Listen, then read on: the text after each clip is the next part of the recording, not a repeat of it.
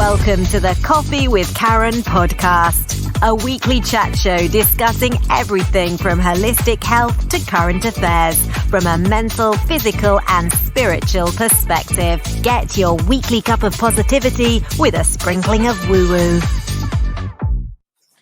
And we're live, so welcome to a Coffee with Karen, a cup of positivity with just a sprinkling of woo-woo. So each week, all my guests will discuss a topic of theirs, really from either a mental, a physical or a spiritual perspective, or in most cases, what tends to happen, they do tend to cover all three. So your host, my name's Karen Roberts, I'm a holistic transformation coach. So basically I help people find their mojo. And yes, we do tend to focus on the mental, the physical and the spiritual. So I have with me here today, well, I would say you're the same. You're on all three aspects, Nicky. Nicky's a healer. So Nicky, if you could share with the listeners a little bit about who you are, what you do, and share a bit of your story. Okay, so I am a healer stroke coach. My area of expertise, I would say, is shadow work and inner child work, because I think it's really important to clear away those shadows and really sink into a deeper awareness of yourself, so you can bring in fragmented aspects to create wholeness, and then you're always attracting and manifesting from a place of wholeness rather than having the subconscious area, which is also doing the manifesting for you, which is why a lot of people, when they do start getting into the law of attraction and they want to create things in their life and they want to focus and manifest, they've got subconscious resistance within them that sort of doesn't want to go forward because of fear or shame or a negative or limiting belief that they acquired in childhood that they're probably not that conscious of.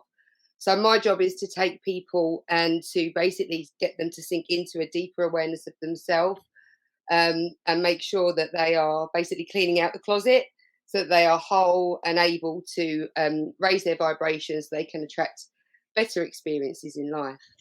Lovely. And so for those who are listening and are thinking, shadow work, can you explain to people who are new to this kind of thing a little bit about what shadow work is? Okay, so shadow work is basically what we are not consciously aware of. So it's the parts of us that we usually reject, deny or disown, the aspects of us that we are not wanting to show to people. So we might be aware of them on some level, sometimes we're completely unaware of them.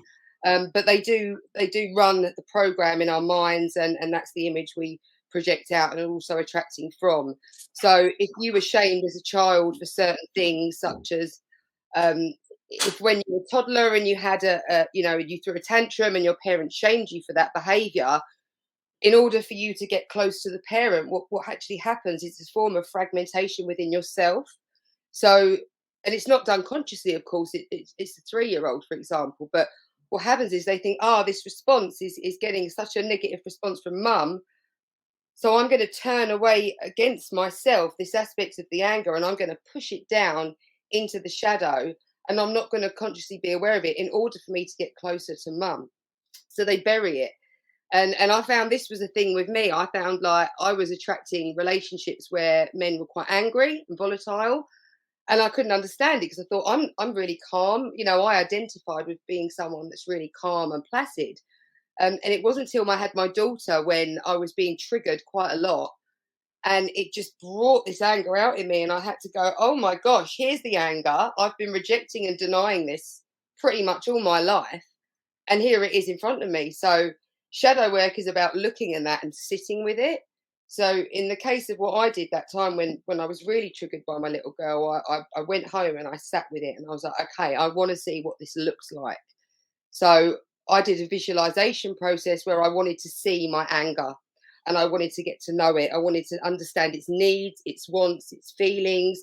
So you're bringing it into the light by turning your awareness to it. And I had a conversation with that aspect of myself that had that so much anger. And always underneath it is fear of rejection, fear of being shamed, fear of not being accepted. So by having that conversation with that aspect and sitting with it and allowing myself to feel it, I think that's really important. So most people, when they get triggered or something happens, it could be an outside experience or person triggers them. or something goes on in their life, most people's natural response is to try and move away from the feeling as quickly as possible. So we do that in all manner of ways, like cigarettes, alcohol, coffee, distracting yourself on your phone. And what's happening is we're pushing the feeling away, we're denying it. And when you resist something, it gets bigger. So what I teach people to do is to just sit with it, breathe. You don't even need to go into a full process. I mean, what I do with my clients is I get them to sink into their triggers, and I get them to sink into their bodies and explore the emotion, the body sensations of that emotion, to really get to know it. But if you're short on time, shadow work, you don't even need to do that. You just literally have to just allow yourself to feel it, and just give yourself, even if it's just a minute, if your kids are going mad, just sit there and just allow yourself to feel it. And what you'll find, because emotion is energy, emotion, and that emotion, that energy will move through you quicker if you just allow yourself to feel it. So shadow work is an ongoing thing. It's a daily practice of mine. If I get triggered, I sit with it, I explore it. So really, in the short of it, it's just about making the unconscious conscious, and shining the light onto it so that it's no longer in the shadow, and owning yourself fully. Brilliant. Fantastically explained. I mean, it is something that we're all human. Everybody's going to have it. Everybody's going to have issues there, because, as children, we would deal with things in very different way to maybe us as an adult, and we're just going through life, and we've forgotten this, right? And nobody has none of us do this deliberately, do we? We don't. This isn't a conscious thing. We don't consciously self-sabotage ourselves. But everything you're saying really is all about going within, isn't it?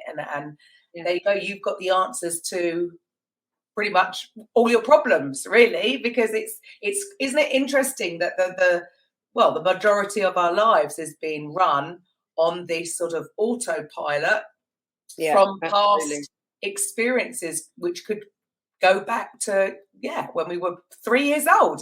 It's crazy when we look at it like that, though, isn't it? And shadow work doesn't always have to be about integrating negative aspects either, because what you will often find is that we were sometimes, say for example, if you're a kid and you're really creative and artistic, but you're born into a family who are really studious and they want to focus on academic stuff, so you might be kind of steered towards or even shamed for expressing your creative abilities. So when you do shadow work, sometimes you can find aspects of yourself that you've been pushed aside by your parents' conditioning that are actually really beneficial for you and in more alignment with what brings you joy. So, that saying, the shadow contains a gift, is really important as well. It's not just about, let's integrate these aspects that we're not so keen on. It's also about, let's bring a light to this tiny soul that came in with all of these natural abilities that might have been suppressed in some way by the conditioning or the society or the family they were born into. And let's look at that. Let's bring that inner child out with all of its gifts, and let's see what we can create from there. So it's not always. It doesn't have to always be an icky process. It can sometimes be a really beautiful process of unfolding that true, authentic soul that you are, that you came in with. Wow. And how did you get into this? Have you always been like this, or what would you share with the listeners a little bit about your story? So I've always been a seeker of truth. I've always known there was more to life than what we perceive with our very limited 5 senses. So when I was young, I mean, for me, that looked like, okay, the only access I had really to anything spiritual was reading the Bible and praying and the sort of more traditional Christian ways. But it didn't resonate for me because I found it very limiting. So I was like, well, hold on. If there's a child in Ethiopia that hasn't been introduced to Jesus, you're telling me they're going to hell because they don't believe in Jesus? I thought, no. It didn't make sense. So I just always had an inner knowing. In my early 20s, I started, I don't know how, but I just came across near-death experiences. And I just researched every near-death experience I could. I've read books on it. I even met somebody that had one. And it kind of pieced together. It was almost like a remembering of, I know this. I know that we're all one. I know that you know, God is not a man on a cloud. It is all that is. It is energy, and we are a part of it. So that kind of led me on my spiritual path. And then as I got older, sort of in my late 20s, I came across a really, who I think is a really groundbreaking teacher called Teal Swan. And she's very much about shadow work, self-awareness. She wrote an amazing book called The Completion Process. And at the same time, I'd gotten to a spiritual centre where I was training in Shamanic Healing. And I was reading lots of books on, especially soul retrieval, which I found really interesting. And what I found was looking at the soul retrieval books and the process in shamanism, it was the same kind of concept, just using different terminology as psychology in a child healing. It's all about bringing those parts that we reject back into wholeness. So like in shamanism, you use the term the lower world, the middle world, and the upper world, which you can kind of relate to the subconscious, the conscious mind, and the superconscious mind.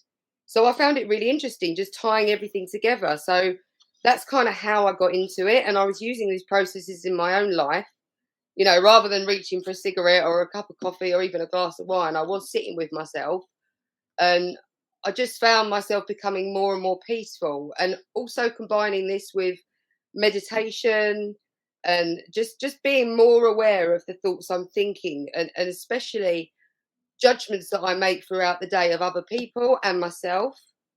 So I will be conscious of the thoughts I'm thinking, and I will stop. And if I'm having a judgment, I'll say, okay, bring it back home. What is this reflecting back to me? So owning it, because a lot of times with shadow work, what we really detest in other people is a massive mirror to what we're pushing away in ourselves. That's why relationships are like the greatest things for shadow work, because you're meeting a direct mirror of you, and they're going to mirror all the stuff that you've not healed within yourself. The relationships are a great opportunity to do inner work. So yeah, that's kind of my journey, and I just wanted to help people do the same. And you know, especially with all this, you know, new age is very big at the moment. Law of attraction is big. It's been big for a few years, but I think a lot of people are missing the fundamental aspects. It's not as simple as sitting there and thinking, I want a car, I want £1 million. You know, you have to deal with your resistance. What are your beliefs? Because if you don't believe you can attract £1 million, you won't. And what you're doing is you're putting more resistance in. So what I teach people to do is to look at the resistance within them and to see where those beliefs came from, and then challenge those beliefs, go back to where the belief originated from and dissect it and pick it apart. And then from there, you're in a more, you know, grounded place to create new beliefs and attract better things. Love that. I mean, it's almost like it's like the Matrix, isn't it? It's like deprogramming. Yeah. If there was a quick way to like plug in, deprogram, get rid of all of that, upload a new program, but with it, as with everything, there isn't a quick fix. We do sort of live in a instant gratification era, and we want it now. Yeah. And yeah, I totally agree. I think I was introduced to The Secret. Oh my goodness. I think my daughter was just born, so she's going to be 18 soon. And one of the best pieces of advice I was actually ever given, it was by one of the Bob Proctor's coaches. So Bob Proctor was one of the coaches in the film. Said there's so much depth to that film. Watch it twice a day for a month. Yeah. And at the time, I thought, you are crazy. Like, who watches a film repeatedly, like 60 times? Best decision I ever made, and I would totally agree. People watch the film or read the book, and like you say, they underestimate what they're saying. They're not really hearing, because you can read something or watch something once, and you see or you read, you hear what you want to hear. When you watch it again, you hear something a little bit different, and on the face of it is, oh yeah, you've just got to ask the universe for this, that, and the other.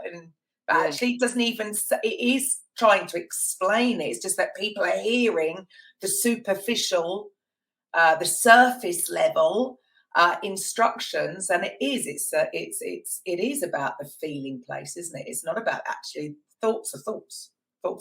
Thoughts come in, go out. They can come from somewhere else, not even just from you, but it is, isn't it? It's about that feeling place. And I love what you said earlier about, it is owning it, taking responsibility. We're so conditioned to look outside of ourselves, to either blame, but it's when we go within. And I love what you said about the related. That's quite it is acknowledging the fact that that's actually what you're doing. And I love that. Take ownership. That's what we've got to do, especially in the last couple of years, right? I think we've all learned that, look, stop giving your power away to the powers that be, or the ones in the white coats that are going to be there to heal yourself. Yeah. Heal yourself. Exactly. So how did you start on your journey towards, so you were on this, it sounds like you're saying you were on this sort of journey of self-discovery. Yeah. So when did you realise that actually you could actually heal others? So when I was doing the shamanic course, I also used to go to a weekly introduction to shamanism. So people would come in and we would practice energy healing, which I also do, but I do really more enjoy the more tangible, nitty-gritty, talking people through processes. And it was through soul retrieval. It was through practicing on people that wanted to, they had something that they wanted to heal within themselves. There was a repeating problem or pattern in their life. So I would basically just do the soul retrieval, but in a way that I was facilitating them through it. Was with a shaman, with the soul retrieval, they will travel themselves and go and retrieve the soul pieces for the client. So I don't do that. I'm not, I'm not as advanced to be able to see exactly where this piece of soul is. So what I do is I basically talk them through the process themselves, and I get them to sink into, like I said, the somatics of the emotion first, whatever that trigger is, that repeating pattern. I get them to be fully present with it. And then from there, what I do is I get them to sink into it and allow it to be there. So I get them to say to themselves things like, I am ready to feel you fully now. I'm completely here with you now. I'm fully present. And I get them to breathe into it and allow that feeling, that emotion to just take over their body. And I get them to talk to me rather than the story about what's triggering it. I get them to actually focus on the body sensation. So does it feel like static in the belly? Is it constriction? And then once I get them to do that, I get them to describe what it looks like visually. So it might be like a black smudgy bit of smoke, or like a hole within them. So I get them to take away from the story and actually go into what this thing is in their belly or wherever it is in the body. And then once you do that, what you do is you basically say, I want you to now ask yourself, when was the first time I felt this exact same feeling?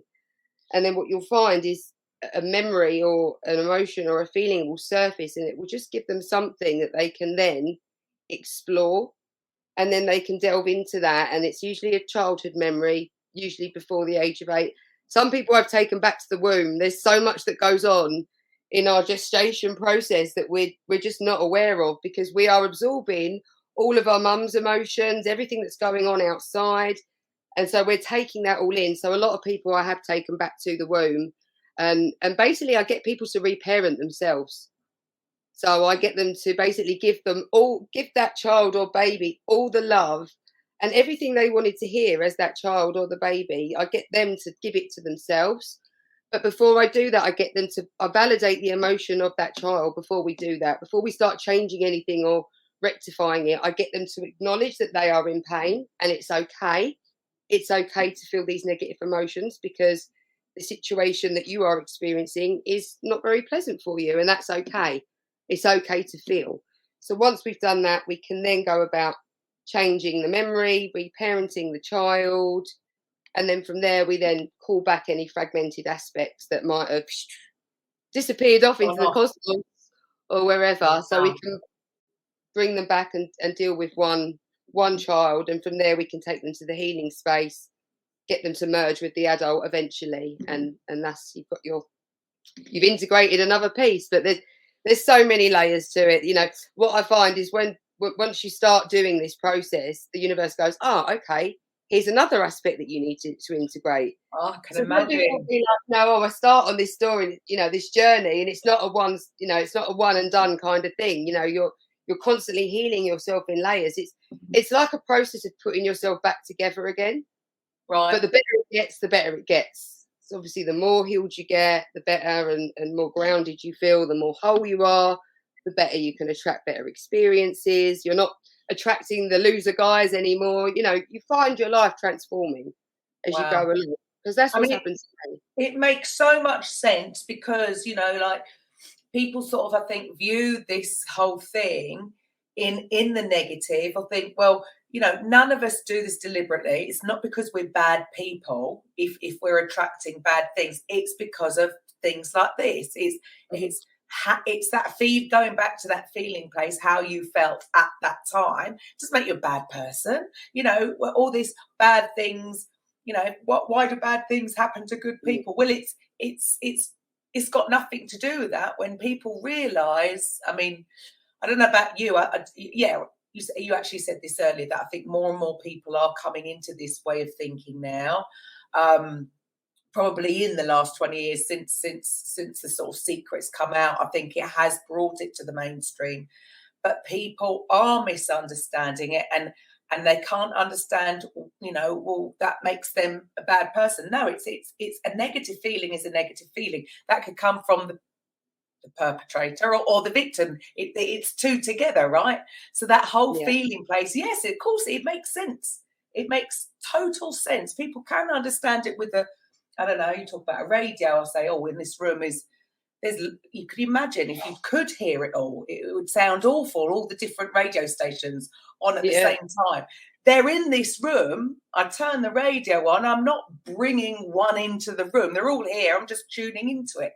Yeah. So people can understand it on that level, but still sort of deny it on the other level. And I do think you're right that people are more and more coming into this way of thinking, and hopefully reaching out for help, because it doesn't mean it's just, these are just tools and these are solutions, aren't they, to heal yourself. Yeah. And there's nobody, I would challenge anybody, there's nobody going to be out there that is perfect, right? That doesn't have anything to heal. We've all got stuff to heal. Yeah. But I think it's just so amazing that they can. So really, it sounds like from what you're describing is you're, in a way, not even putting them into a meditative state, because you're making them aware. Yeah. Rather than being, I don't know, a hypnotist would, get them to almost go to sleep to sort of try and reprogram the subconscious. It sounds what you're describing here is actually slightly different. It's actually, again, owning it and sitting with it and facing it, because I suppose it is our natural response to avoid pain. Yeah. So we either run away from it or we want to shut it off, and we don't want to listen to it. But that's obviously not the best way to deal with it, is it? No, I mean, the thing is, our emotions, we've been taught to be scared of our emotions. We've been taught by society not to feel. We really have, like I use the example with the child that's crying. Oh, don't cry. Even the best well-meaning mothers, when I see a kid upset because it's fallen over, they try and, here's a carrot, or here's a cookie. They try and distract them from that negative emotion. But, the thing is, what they're doing is, and they're not meaning to do it, of course, but they're teaching them to ignore their guidance system. And I think what we need to do is say, our emotions, they are our guidance. They are literally our guidance system. They let us know when we're out of alignment or in alignment. And that's it. So when you're in alignment, you're feeling content, you're feeling peaceful or joy or happy, you're in alignment. When you're feeling negative emotion, it's either an indicator to watch what you're thinking, be aware of your thoughts, or if it's really an emotional upset, okay, there's something here that needs healing. Let's look at this. So we can use our emotions as they should be used, as a guidance system to kind of either look at something that we need to heal, or change the thoughts we're thinking about a certain topic, challenge our own beliefs. So we can just become more aware of feeling. We need to get better at feeling rather than trying to feel better. We need to get better at feeling. Yeah. I totally, and it's interesting. It must be very different if you look at different cultures. You know, like I don't know, in some cultures at funerals, that it is very much they're crying and almost wailing, but that's got to be a good thing. They're letting it out. They're grieving in a natural way. And yeah, you're so right, especially here. Wherever you are listening to this, okay, we're in the UK, but we are taught to, yes, stop that crying. You know, you sit in a funeral and you want to cry, but you're actually trying to stop that, and it hurts. Yeah, it does. Doesn't it? It hurts. Throat chakra. And so that's an indication that that's probably not a good thing. We need to let it out. But yeah, you're right. We've been conditioned from birth to. And yeah, I'm sure I've done it myself. We repeat things from our parents. It doesn't mean we're bad parents for doing it, because you want to console. Yeah. But yes, it's interesting when you look at it and look at other cultures and the way they are allowed to almost in their society to actually allow to go through that grieving process and actually let it out. Yeah.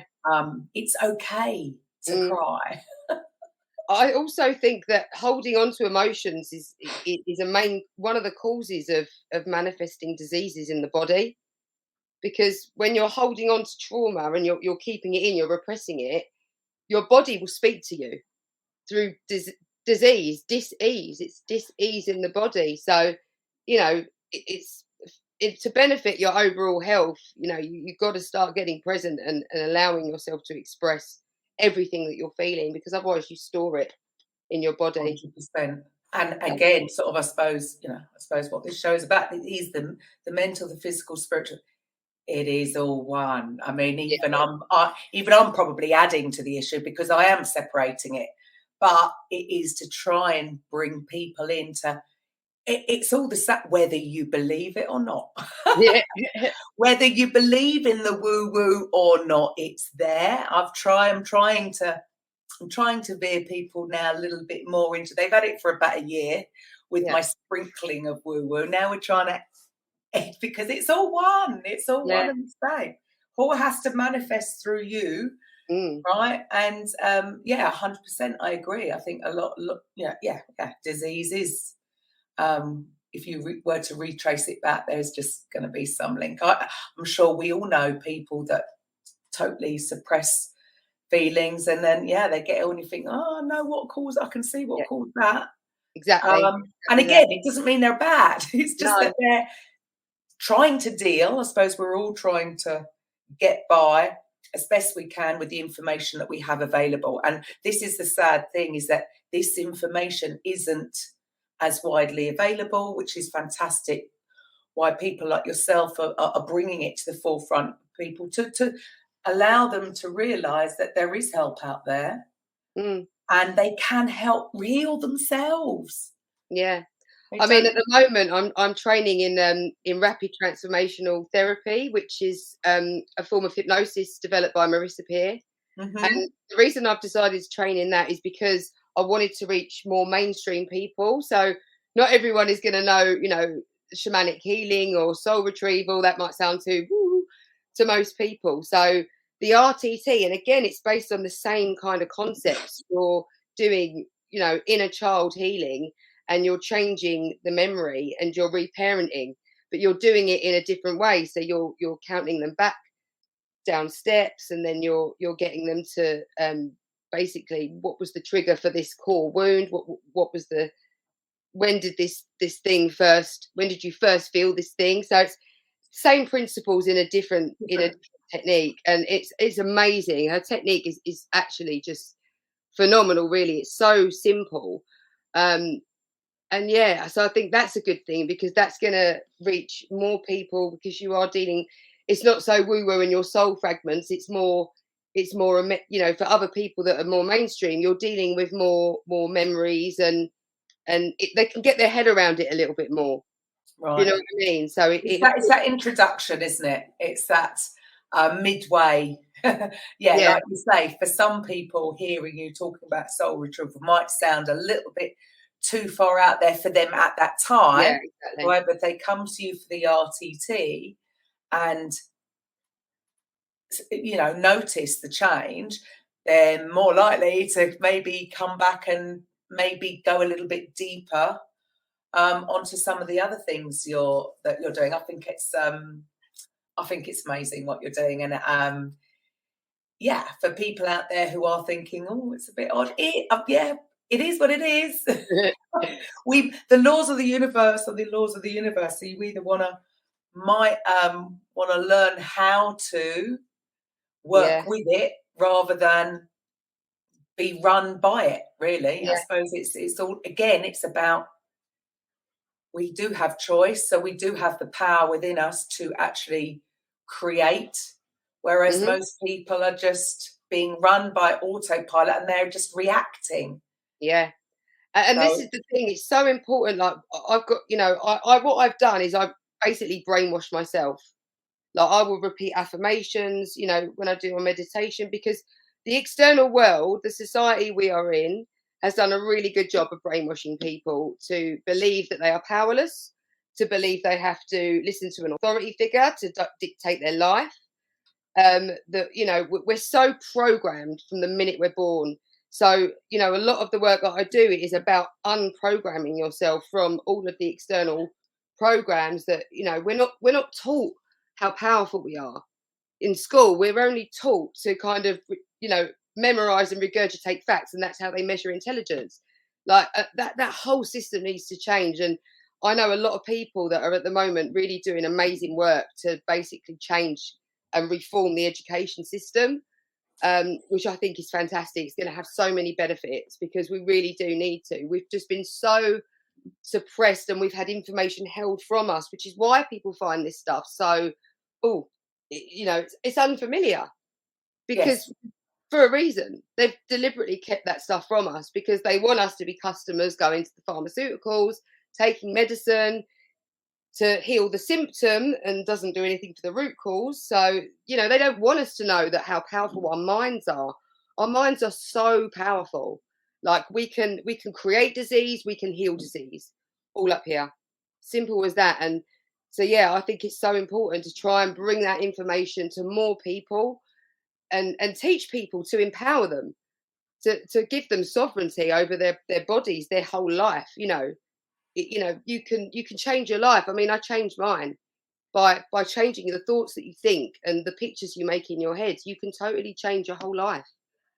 So, well, I think it is slowly getting out there, and you're right. I agree. The education system. You know, when I first heard about all this kind of, that was the first thought process, was what, this should be taught in schools. Why aren't we taught it? But yes, I 100% agree. It's they don't want powerful people. no. And every single one of us has the same amount of power as in. No one's special. No one's born any different. We're all born the same. A baby is born perfect unless they have gone through trauma in the womb. Again, this is why people say, oh, what's an innocent baby done? Well, you don't know what kind of trauma that baby has gone through in the womb, not even down to the mother, people around, whatever, absorbing the energies. It's not people have got to come away from this good, bad thing. Well, obviously there isn't good and bad, but what I mean is from that, how things are affecting them, it doesn't make them a bad person. It just means that maybe they need to heal themselves. And it's also about healing ancestral trauma. Sometimes when babies come in, they come in specifically to heal the ancestral wounding in that line. So they might come in with something because of all the ancestral wounding, you know, from their ancestors. And they come in specifically to transmute that energy. There's so much to it. So much to it. I love it. Oh, we could go on for hours. We could go on down some rabbit holes here, couldn't we? Oh, definitely. So do you think things have really changed in the last, you know, the madness that's been going on in the last 2 years? Have you seen, even with people coming to you or different things that needing to be healed, have you noticed a change in people in the last 2 years? Massively. I've seen a change. so many people, like even my friends that were like, you know, very black and white, you know, I think there's such a benefit to what's going on at the moment, although we know, you know, the agenda's dark. But the thing is, it has caused an awakening, not for everyone. I think people are it's cognitive dissonance. They don't want to look at what's really going on. And I don't blame them, because it's painful to look at. But I have seen so many people like suddenly take a stop and pause and question their life, you know, what's important to them, you know, even the lockdowns. I know that, you know, I don't agree in lockdowns at all, but it did give people the opportunity. You know, there's duality in everything, isn't it? So, you know, on the positive side of a lockdown, it gave a lot of people the opportunity to go, hold on a minute, I'm spending all my time working for someone else. And now I'm not working and I'm enjoying my family. I'm enjoying, you know, being with the people I love. So it made people reevaluate their lives a lot, I think, which is Yeah. good. And it also obviously brought our attention to the fact that there are control systems in place that, hold on a minute, you're telling me I can't breathe fresh air? What? Like what? But obviously some people, and I think some people have gone even further. I think it's done both. I think it's awakened more people, but I also think it's kind of Well, it's a dangerous. Well, not. I shouldn't use the word dangerous. It's a funny place to be in, because we know as energy beings that we don't want to be. You know, yes, we want to go with our emotions. However, we don't want to stay there too long. So you have the tools, or you teach people how to, yes, hold that emotion, but now we're going to move through it and come out. We don't want to stay there and then wallow and then add another negative emotion and then get deeper. And the danger, I think, that I've seen is where people have been made aware. One thing, they might have gone down a little rabbit hole. Yeah. And then they might have got a little bit lost and they've gone down another rabbit hole. And because there has been so much bad going on, it can swallow them up if they're not aware that they've got to bring themselves. It is, again, what's happened, we can't control. And there's one thing of being aware, and there's one thing of getting caught up in the whole feeling space of it. And that's where we've got to protect ourselves. Yeah, totally. I did it myself years ago. Before all this, I went down rabbit holes. I think it was after 9/11. And I was just like, oh, you know, the reality of what our world, what is actually going on in our world, it did sort of swallow me up. But the only thing that I had that got me through it was my faith in the fact that there is a greater purpose to all of this, and knowing that there is source energy and we're a part of it, and this life is temporary, it's an experience. But I really feel for people that have just woken up like that because of this, and they don't have that faith. Because if I didn't have my faith, I think I'd be on the floor rocking like in a ball. So what I actually did during the first, or I can't remember if it was the first or second lockdown, but I set up an Ascension support group, and it was for people specifically that had just woken up and were really kind of what I call in a fourth dimensional way of thinking. So they're aware of the corruption, but they're not really seeing, you know, to rise above that. So I set up a support group to kind of like bring people back to their hearts, because it's easy to go into anger and fear when you start, you know, same as the other side of the camp. It's easy for both sides to, oh, they're sheep, or they're dangerous, you know. And so what my goal was with the group was to kind of bring people back home and go, okay, everyone is only doing the best, you know, they can, like you say, with the belief system they had. And you know, everyone's been brainwashed, all of us, you know. I was asleep years ago, you know. I didn't know any of this stuff. I thought the government had our best interests at heart, you know. We're all asleep at one point to one level or another. So it's about having compassion for everyone on their journey, but also to try and give people the knowledge and the information. And it's not about trying to kind of teach them to, like, you know, if they're really atheist by nature and they don't want to believe in you know, the universal source or God, teaching them about that innate power within. That doesn't have to be a spiritual thing. Just teaching them that their minds are powerful, teaching them that their heart is powerful, just bringing them back to them is a really empowering thing to do. So Yeah, so I relate to it, and that's what I do, because I've been down rabbit holes. We've all gone down rabbit holes, and it's shocking and it's not nice. But you can't You've stay got to there. bring yourself up, and it's Can't stay there. interesting, but it does seem like I don't know, when say 20 years ago, when I first went into the self-development arena, I suppose, and it was all about mindset, mind. Mm. Your thoughts, and it's interesting how it has now switched to, well, actually the heart, and that's, so now I do feel like finally. So this is what I suppose this show was. It was the meant, because I think people have got it now.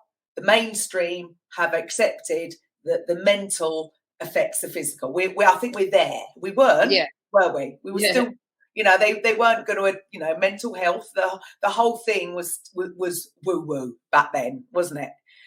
Now they've accepted it, mental, physical, and now it's okay. The spiritual, the heart, being the heart-centered, understanding that actually it's not even the thought, it's actually all coming from how we feel. It feels like this is the final connection that is going to be sort of released. Well, it's not the final. I'm sure there's going to be more and more levels as we go, but that sort of completion of the three is finally, I think, being opened up to the mainstream, and people are realizing it. Do you agree? Do you think that's how things are moving forwards? Do you hope so? I hope so. I think for a lot of people, I think there are more people that are coming around to that, at the same time, I think there are more people that are going the other way, unfortunately. The great split, isn't it? But and again, I suppose it is down to, I suppose, what you talked about earlier about this. It is a natural instinct to want to avoid pain. Absolutely. Whereas now, you're teaching, you're showing people that actually, if you want this to be healed, no, we need to face it. I mean, I suppose feel the fear and do it anyway. Wasn't quite on the thing, but it's that starting process, that understanding that, if you resist it, persist it. We've got to at some point face it.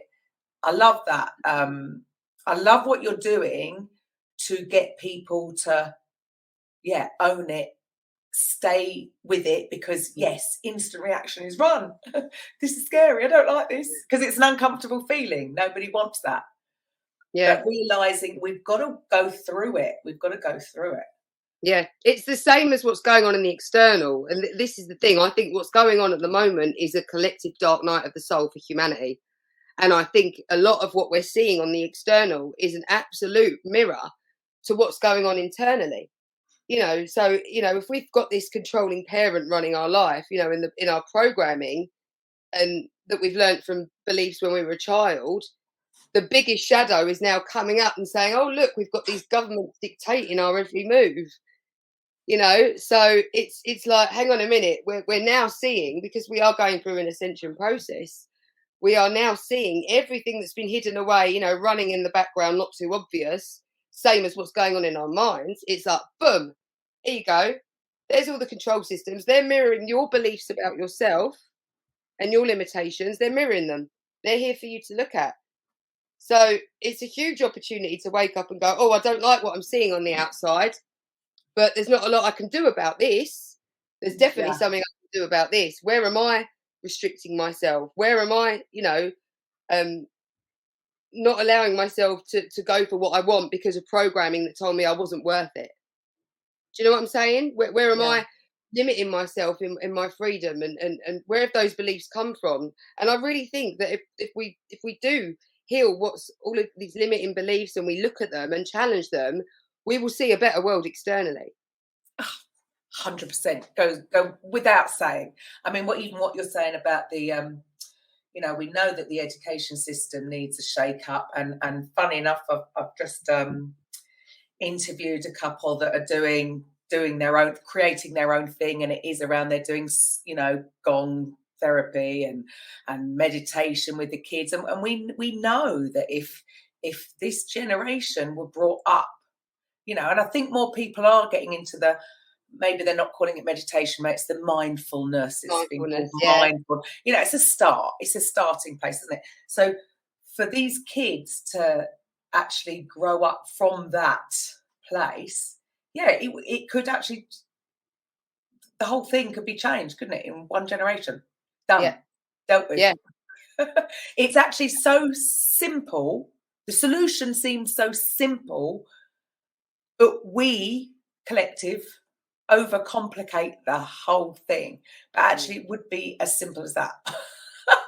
Yeah. Could solve the world problems with one generation from being brought up knowing how to heal themselves and how to deal with their emotions. But yeah, it's interesting how you say we've been brought up to suppress our emotion. I mean, I'm sure the British have probably got the worst reputation for like that, you know, stiff upper lip, and you know, the generation before it would have been kids that should be seen and not heard, and so that whole suppression, especially for men as well.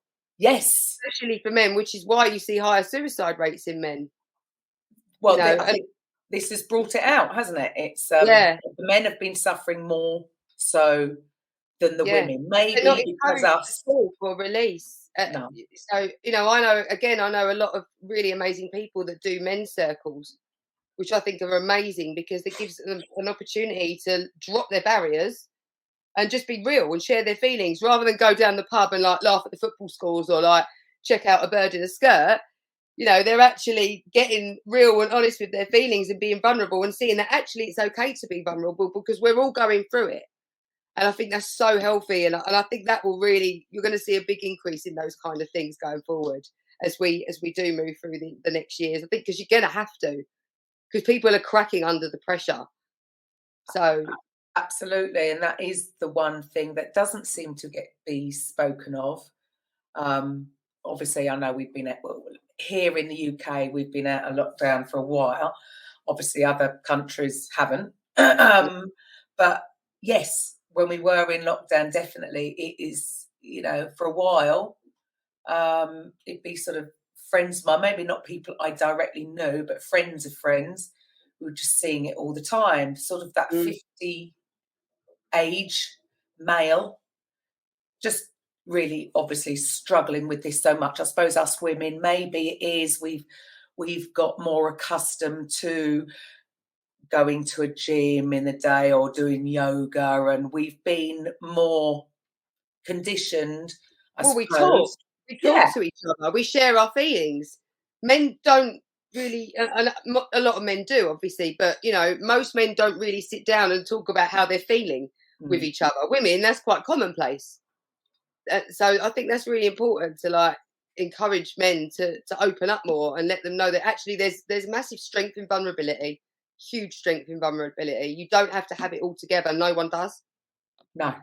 So we all wear masks. I mean, I'm one for that. People think, you know, I've got my smiley face on, and I come from the teaching fitness, you know, so I've got to turn up, and whatever problems I have, I leave them at the door because I'm like, here, and that is again, that's a taught thing to forget if something bad has happened. Mate, do not bring that into the room.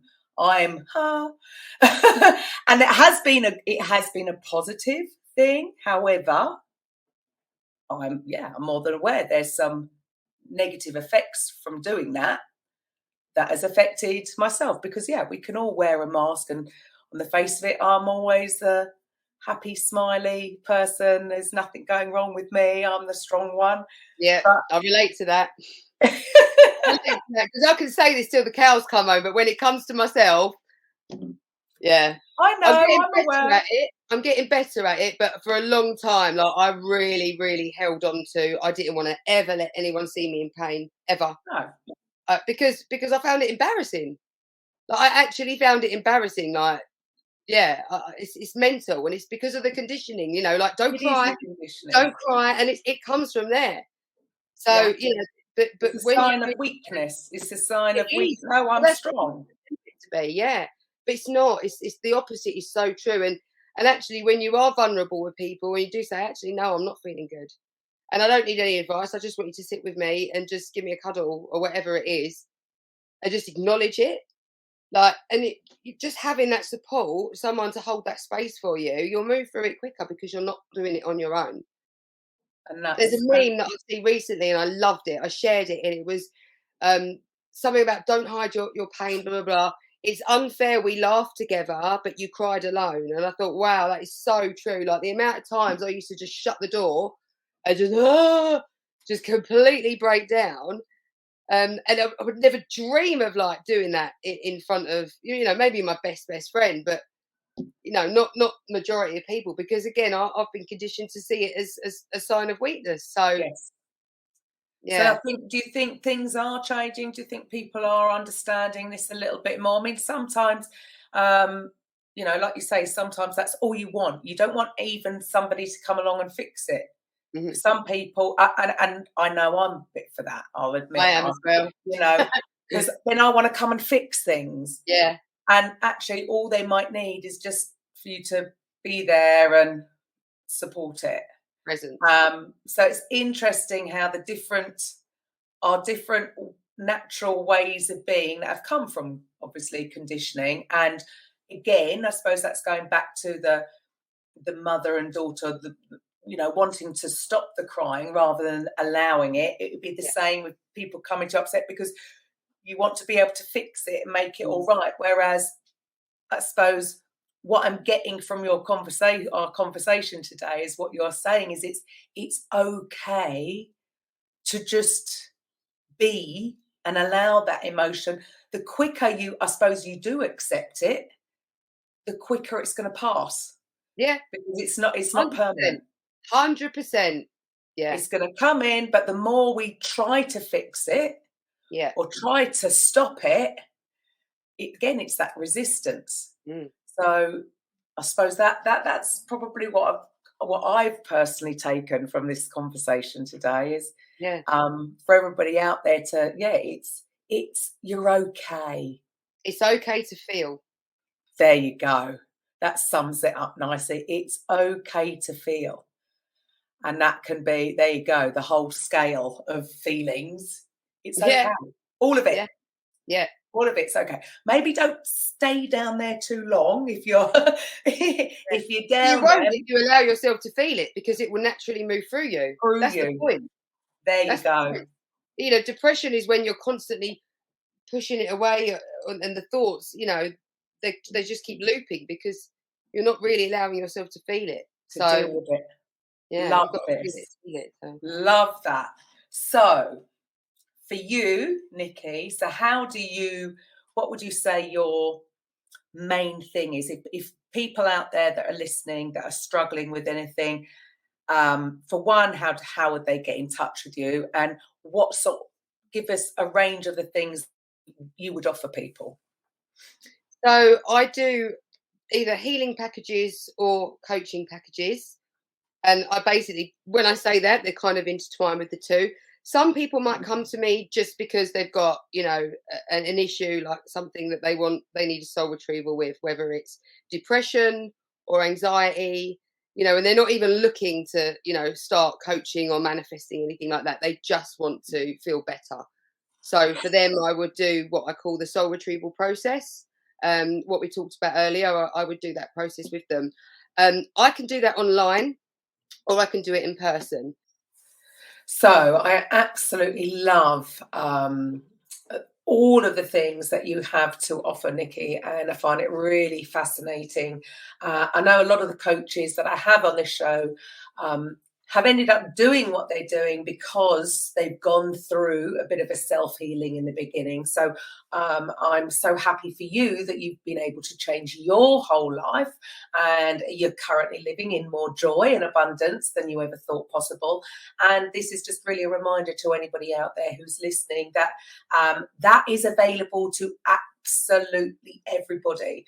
But it is all about going deep, doing some deep inner work and addressing any buried traumas. And it doesn't matter whether it's whether you perceive that trauma to be big or small. It's how it affected you at the time and the feelings that you felt at the time. And then obviously that what comes from that are habitual patterns of being. So yeah, it was interesting that you did say quite early on about it is about stripping the layers back and healing each time, and with a continuance of gratitude, forgiveness, and not becoming attached to all of that. So for anybody out there, if they feel that they've been maybe repeating certain patterns and it might feel like the world's working against you, it isn't. It really isn't. All of this is available for all, but it's knowing how to do this work. So if you want to get in touch with Nicky, I'm going to put all her details below here, but you can actually find her on Facebook, facebook.com/Transformation Healing Therapies UK. Okay, that's how you'll find her. And, you know, it is all down to energy and feeling. Feeling is, like Nicky said, it's our guidance system.